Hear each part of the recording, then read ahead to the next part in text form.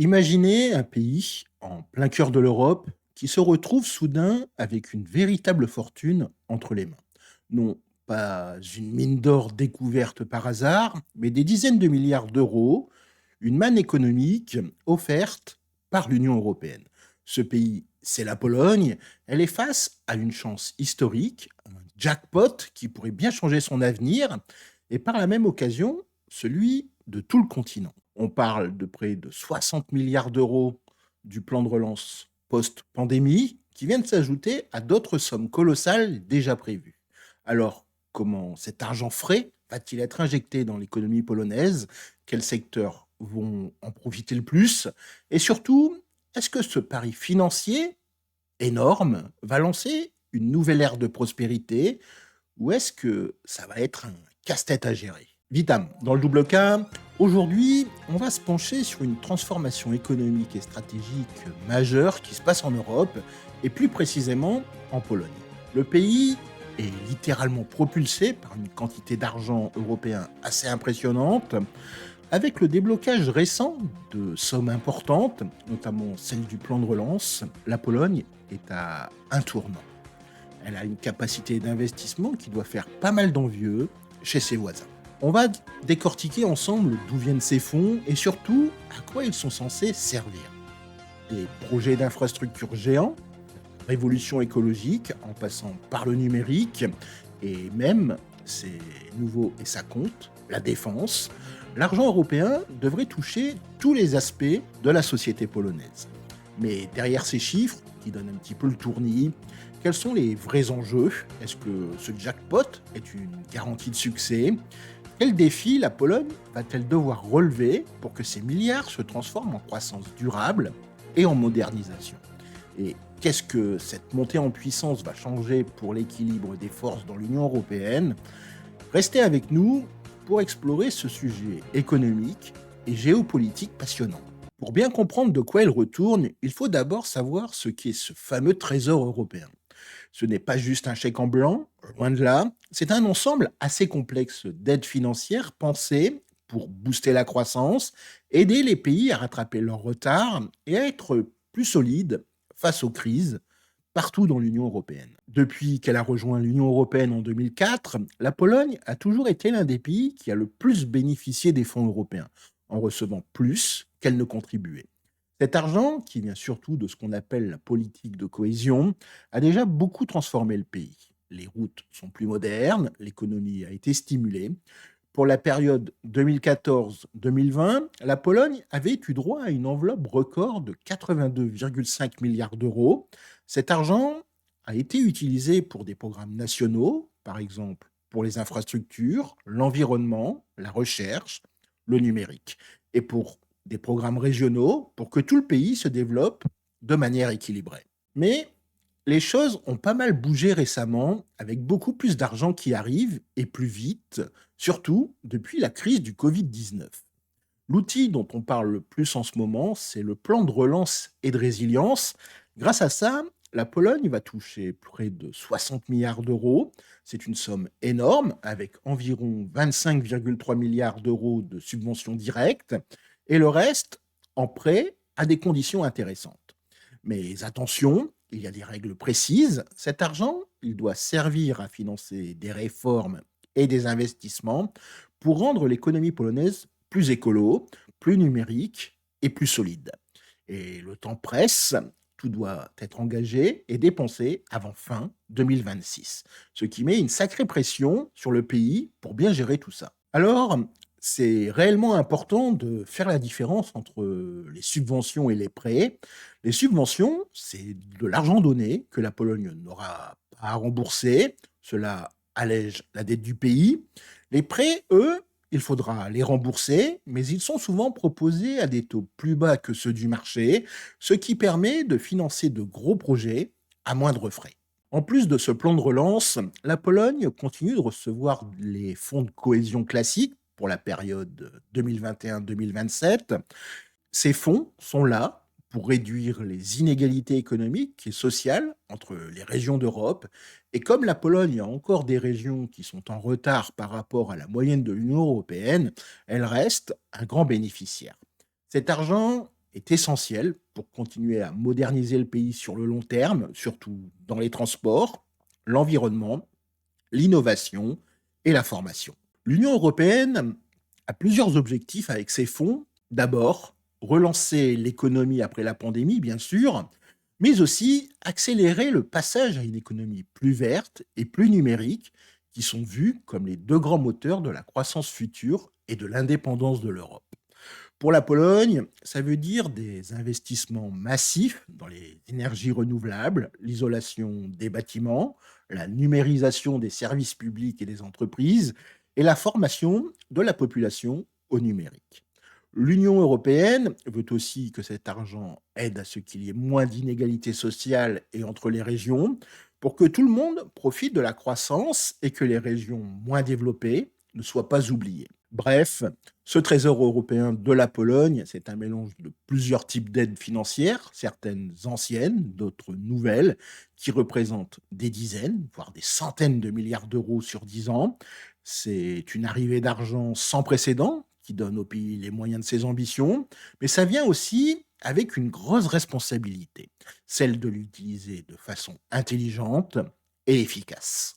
Avec autant d'argent disponible, la grande question, c'est où vont aller concrètement ces investissements? La Pologne, en accord avec les priorités européennes et ses propres plans, a choisi plusieurs secteurs clés qui vont profiter de cette manne.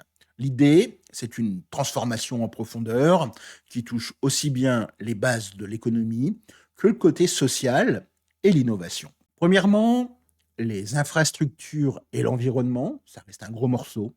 Depuis longtemps, une bonne partie des fonds européens en Pologne a servi à construire et moderniser les routes, les autoroutes et les voies ferrées.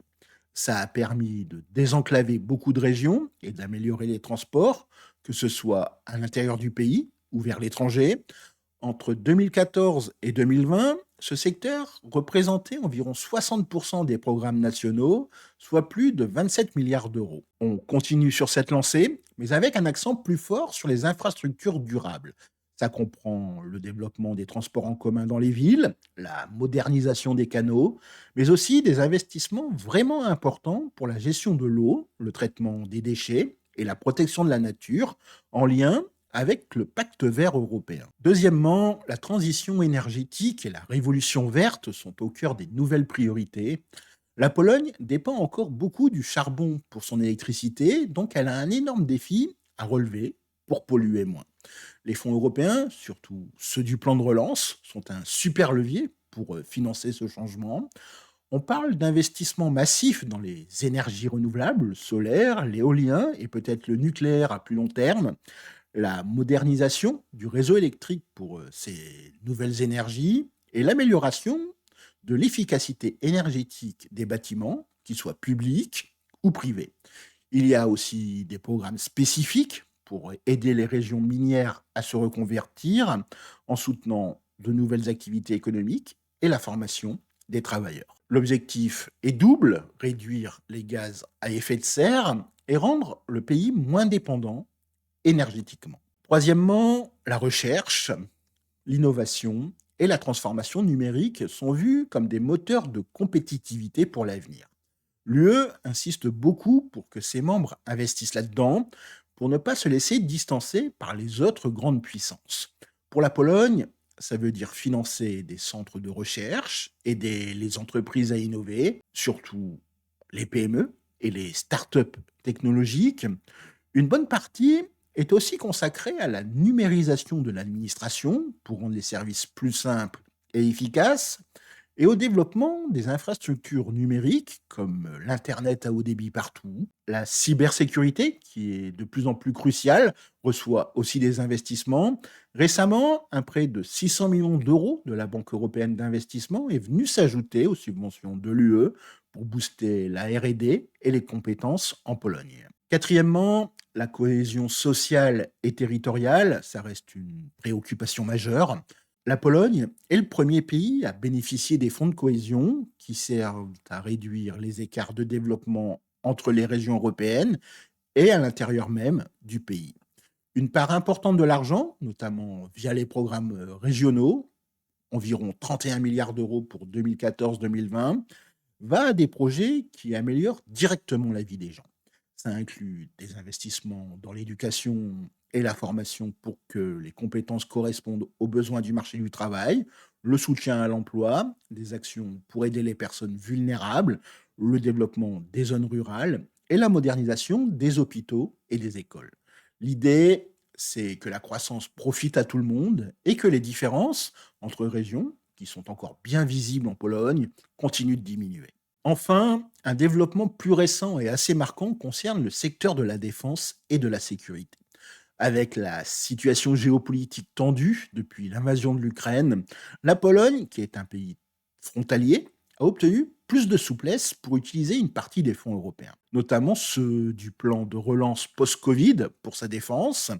C'est même le premier pays à pouvoir réaffecter une part importante, on parle de près de 6 milliards d'euros, de cet argent vers le renforcement de son armée et de son industrie de défense. Ces investissements servent à moderniser le matériel, à soutenir l'industrie de défense nationale et à préparer le pays aux menaces extérieures. Cette direction, même si on la comprend vu le contexte, a créé des débats dans l'Union européenne. Certains pays préféreraient que l'argent européen serve d'abord à renforcer l'industrie de défense européenne dans son ensemble, plutôt qu'à des achats rapides de matériel, y compris en dehors de l'UE, comme Varsovie semble vouloir le faire. La répartition de ces fonds, c'est donc un exercice compliqué. Il faut trouver un équilibre entre les priorités du pays et les objectifs européens et essayer de lancer une transformation dans plusieurs secteurs pour préparer la Pologne aux défis et aux chances du XXIe siècle. Et la gestion de tout cet argent se fait de plus en plus au niveau local, avec plus de responsabilités données aux régions, pour que les projets soient le mieux adaptés possible aux besoins sur le terrain. Ces investissements massifs, ils suscitent beaucoup d'espoir, mais soulèvent aussi pas mal de questions. Pensez-vous que la Pologne réussira à bien utiliser ces milliards pour se moderniser en profondeur? D'après vous, quel secteur devrait avoir la priorité? Partagez votre avis dans les commentaires, juste en dessous. On a hâte de lire ce que vous pensez. L'arrivée de dizaines de milliards d'euros dans l'économie polonaise, c'est évidemment une chance énorme, mais ça vient aussi avec son lot de défis importants. La façon dont la Pologne va gérer tout ça déterminera si ce jackpot européen va vraiment apporter une prospérité durable et une transformation réussie. Alors, côté opportunité, la plus évidente, c'est que le pays va pouvoir se moderniser plus vite. Cet argent permet de financer des projets d'infrastructure qui sinon prendraient des dizaines d'années à voir le jour. On parle d'autoroutes plus sûres, de trains plus rapides, de réseaux d'énergie plus efficaces et plus verts, et d'un accès généralisé au numérique. Cette modernisation a un effet direct sur la croissance économique, de meilleures infrastructures, ça veut dire moins de coûts de transport et de logistique pour les entreprises, ce qui les rend plus compétitives. Les investissements dans l'innovation et la recherche peuvent mener à la création de nouvelles industries qui rapportent plus et à une montée en gamme de l'économie polonaise. La création d'emplois est une autre conséquence positive attendue. Les grands chantiers d'infrastructures, les projets dans les énergies renouvelables et le développement du secteur numérique, tout ça crée des emplois directement ou indirectement. En plus, les investissements dans la formation visent à donner aux travailleurs polonais les compétences qu'il faut pour ces nouveaux métiers, surtout dans les secteurs d'avenir. L'amélioration de la qualité de vie des gens est aussi un objectif clé. Des transports en commun plus efficaces, un air plus pur grâce à la transition énergétique, un meilleur accès à des services de santé et d'éducation modernisés et des villes plus agréables. Tout ça améliore directement le bien-être de la population. Les fonds de cohésion jouent ici un rôle très important en s'attaquant aux inégalités entre régions et en améliorant la vie dans les zones moins développées. Enfin, ces investissements massifs peuvent vraiment renforcer la compétitivité de la Pologne en Europe et dans le monde. Une économie moderne, innovante, avec une main-d'œuvre qualifiée, c'est plus attirant pour les investisseurs étrangers et c'est mieux pour exporter. À terme, ça pourrait permettre à la Pologne de devenir un vrai moteur économique en Europe centrale et orientale. Mais évidemment, tout n'est pas si simple et il y a pas mal de défis.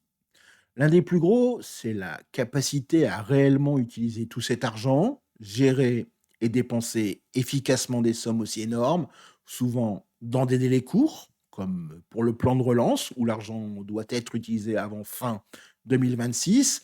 C'est un vrai défi administratif et logistique. Ça demande une administration solide, des procédures claires et des gens compétents à tous les niveaux, du gouvernement central jusqu'aux petites communes.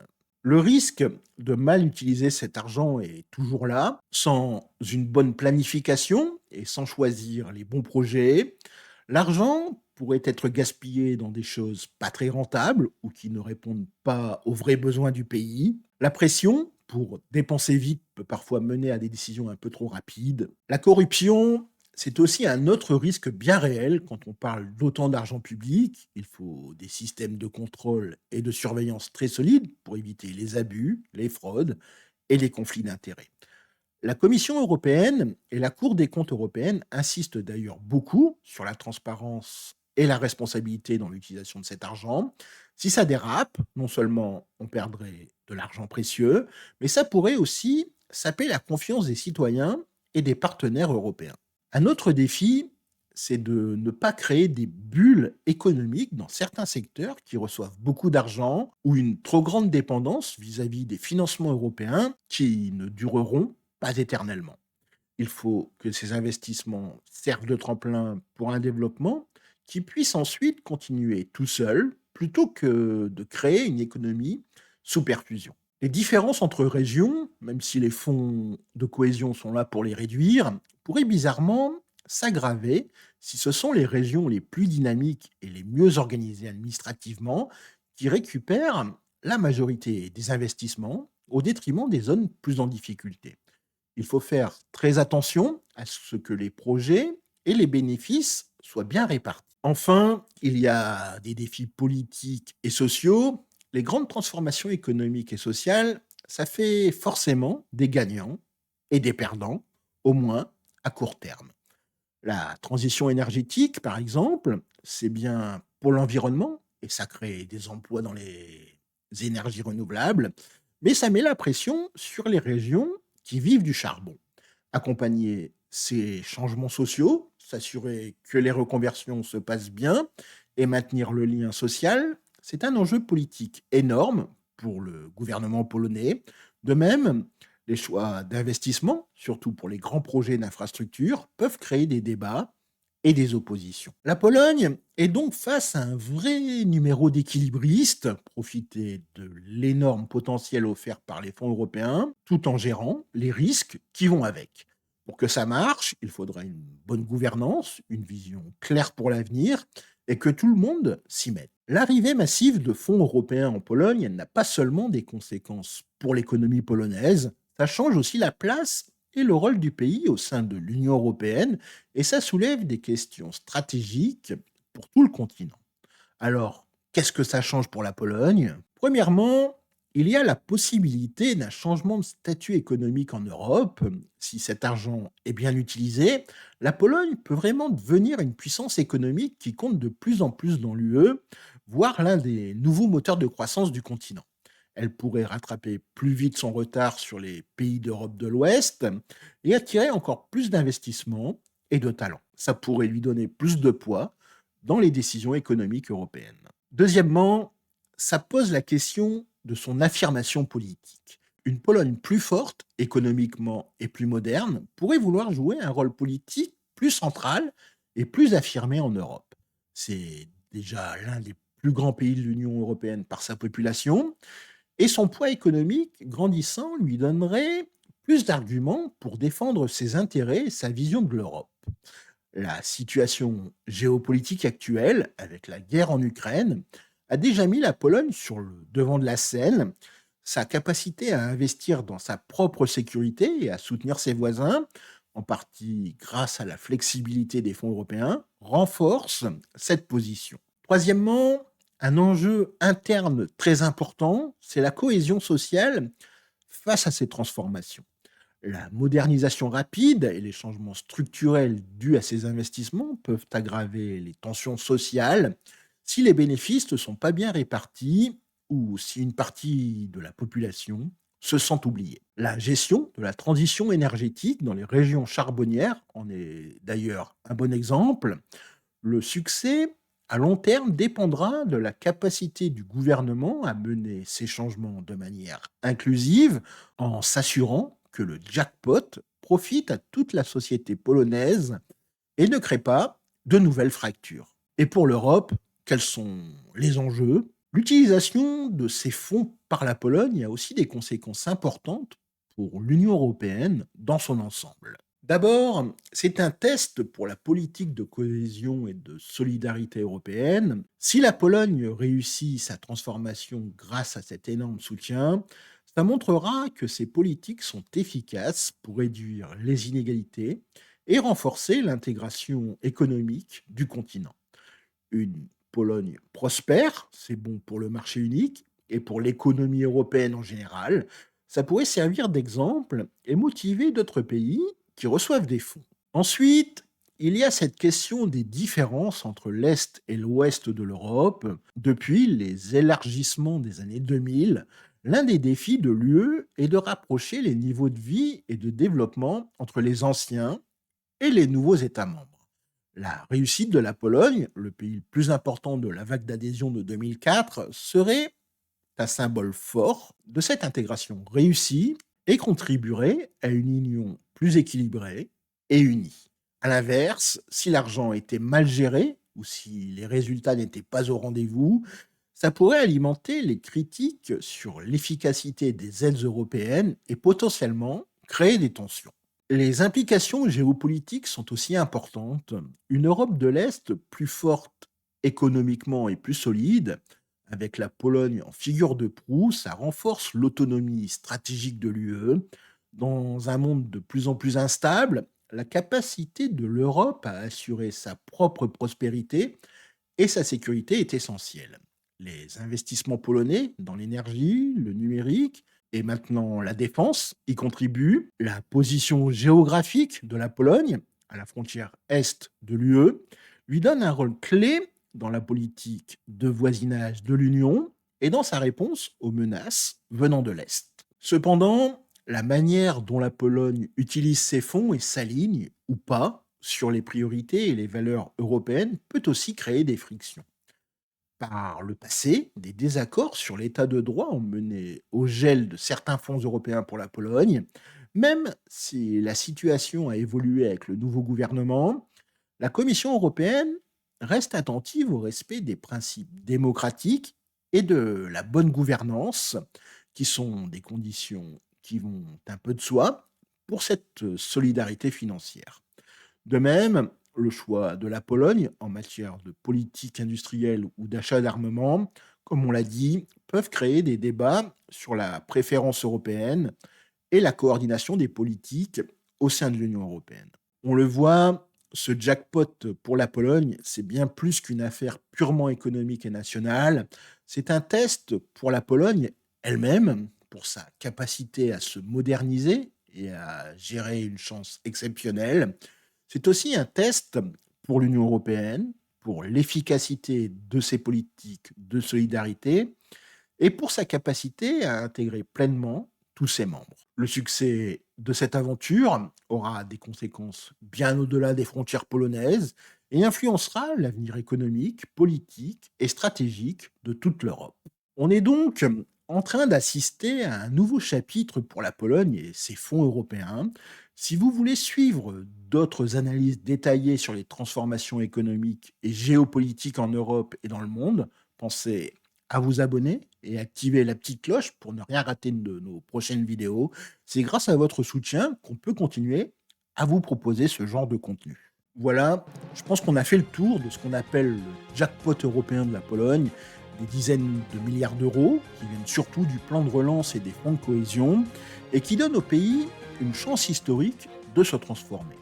Tout cet argent doit aller dans les secteurs clés, des infrastructures, la transition énergétique, l'innovation numérique, la cohésion sociale et de manière plus nouvelle et importante, la défense. Sur le papier, les promesses sont énormes, une modernisation plus rapide, une croissance économique boostée, une meilleure qualité de vie pour les Polonais et une Pologne plus compétitive en Europe, le pays a le potentiel pour devenir un vrai moteur économique en Europe centrale et pour affirmer sa place politique dans l'Union. Mais on l'a vu, la route est loin d'être facile. La capacité à bien utiliser cet argent, les risques de gaspillage ou de corruption, le besoin d'accompagner les changements sociaux pour que personne ne soit laissé de côté, et le défi de gérer tout ça de manière transparente et responsable, ce sont autant d'obstacles à surmonter. Et ce qui se passe en Pologne, c'est aussi super important pour toute l'Europe.